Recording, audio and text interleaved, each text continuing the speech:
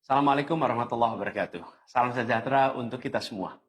Saudara-saudara sekalian, hari ini KPU telah mengeluarkan pengumuman resmi yang hasilnya dalam versi KPU telah kita dengar bersama. Tapi dalam sebuah pemilihan, proses itu tidak kalah penting daripada hasilnya. Proses pemilihan itu penting untuk dipastikan terbuka, adil, jujur, bebas dari berbagai macam tekanan. Untuk apa? Untuk menjamin bahwa semua suara yang memenuhi syarat akan didengar dan akan dihormati. Proses pemilihan ini penting untuk dijaga agar memastikan legitimasi, kepercayaan, dan inklusivitas dalam hasilnya. Tanpa proses yang kredibel, legitimasi calon yang terpilih atau legitimasi keputusan bisa menyebabkan keraguan. Maka menjaga integritas pemilihan adalah fundamental untuk kelangsungan demokrasi dan untuk terpenuhinya aspirasi masyarakat secara keseluruhan. Atas dasar itu, izinkan kami menyampaikan pernyataan untuk mendakapi proses pemilu yang sejak awal hingga saat ini. Saudara-saudara sekalian, sepanjang perjalanan Pilpres kali ini, sejak awal kita semua telah melihat dan menemukan begitu banyak ketidaknormalan, kekurangan, dan pembiaran terhadap proses yang tidak wajar, yang tidak pernah terjadi sebelumnya dalam sejarah bangsa ini. Sudah menjadi rahasia umum, berbagai kekurangan ini telah kita temui sejak jauh sebelum pencoblosan. Mulai dari rekayasa regulasi sampai ke intervensi alat negara. Dan semua ini telah menjadi catatan media serta jadi catatan publik. Mas Anies dan saya maju pencalonan sebagai capres dan cawapres ini untuk membawa misi perubahan, menghadirkan keadilan dan kemakmuran bagi semua, menegakkan kembali demokrasi dan menunaikan janji-janji reformasi. Dan berdasarkan catatan dari KPU tadi, ada puluhan juta orang yang menitipkan suara kepada kami berdua.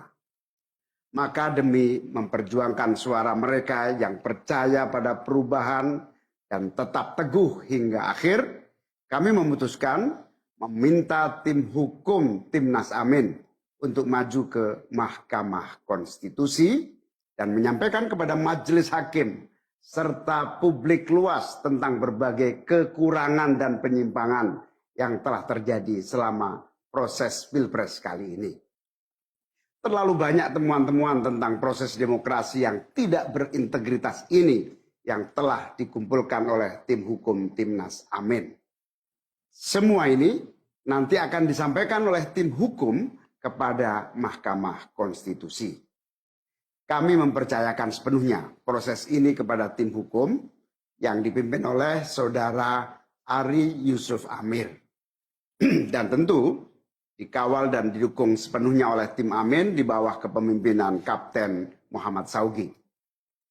Kami menyerukan kepada seluruh relawan dan pendukung, mari kita dukung sepenuhnya tim hukum berjuang di jalan konstitusional yang telah tersedia secara sah. Dan kita semua akan terus menjaga etika demokrasi, menjaga suasana kedamaian dan persatuan.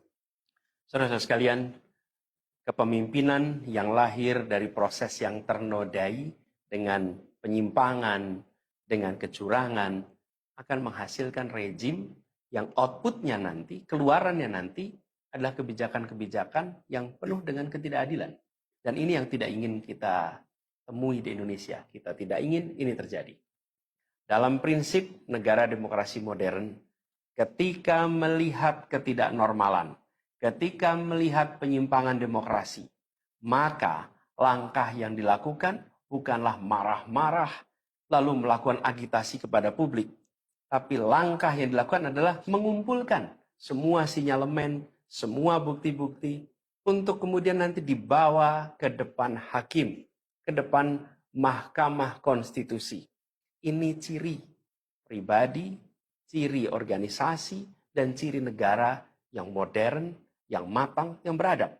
Karena itu sejak awal kami katakan, kami tidak akan gegabah Walaupun kami merasakan sejak masa kampanye sampai pemilihan terlalu banyak ketidaknormalan, penyimpangan yang kami alami.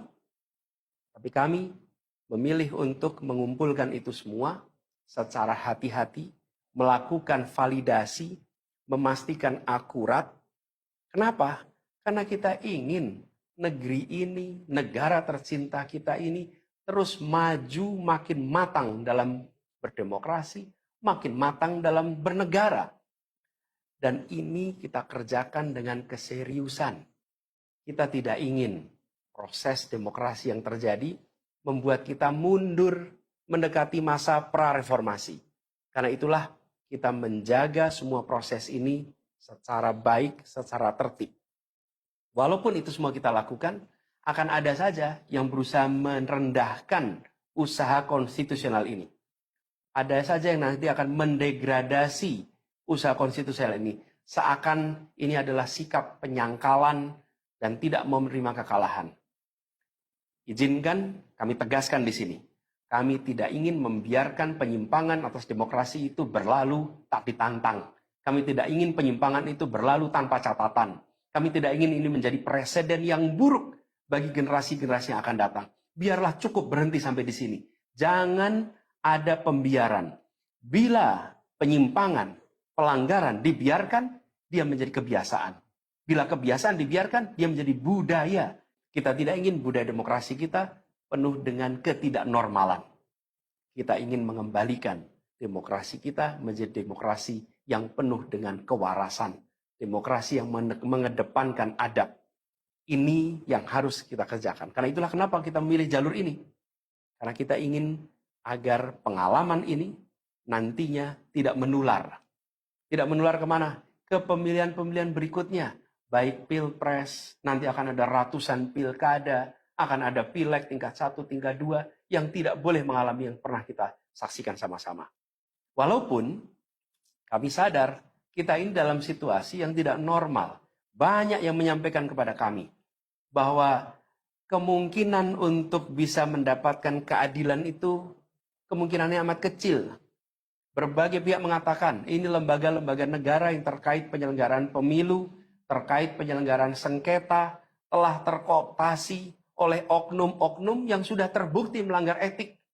Bahkan ada yang ketuanya sudah melanggar kode etik berkali-kali, sudah diberikan sanksi berkali-kali, tapi tetap saja dibiarkan menjalankan perannya. Padahal perannya memiliki dampak pada kehidupan seluruh bangsa Indonesia dan perjalanan ke depan negara kita. Meskipun kita dengar itu semua, meskipun kita saksikan ketidaknormalan itu, tapi kami tetap memilih berada pada jalan dan jalur konstitusi. Kami berharap pertolongan Allah Subhanahu wa taala, pertolongan Tuhan yang Maha Kuasa. Semoga Allah bukakan, Allah teguhkan hati para hakim konstitusi itu untuk mereka bisa imparsial, untuk mereka memiliki keberanian, untuk mereka mengambil keputusan yang adil, keputusan yang benar, keputusan yang nantinya akan mereka pertanggungjawabkan di hadapan Tuhan yang Maha Kuasa. Keputusan yang akan mereka pertanggungjawabkan di hadapan sejarah perjalanan bangsa Indonesia, yang akan dipertanggungjawabkan di depan anak cucu mereka di kemudian hari. Ini adalah harapan kita. Dan kami yakin, insya Allah, mereka akan bisa menjalankan apa yang menjadi harapan dari kita semua. Mari kita terus jalankan perjuangan ini dengan menjunjung tinggi etika, menjaga kedamaian dan persatuan. Kita dukung langkah tim hukum, dan kita biarkan segala temuan itu nantinya disampaikan dan menjadi rekam sejarah yang tercatat secara resmi dalam lembaran risalah-risalah Mahkamah Konstitusi Republik Indonesia. Ini biar menjadi catatan, catatan pengingat, catatan yang penting bagi perjalanan Republik ini, perjalanan bangsa ini di masa yang akan datang. Seperti saya katakan tadi, jangan sampai ini berulang lagi. Dan izinkan kami mengakhiri dengan menyampaikan terima kasih. Kami sampaikan terima kasih kepada semua yang telah bekerja keras, kepada seluruh tim yang telah bekerja sepenuh hati, dengan luar biasa hingga tuntas, dan kepada seluruh pendukung, seluruh simpatisan yang tak henti menguatkan kami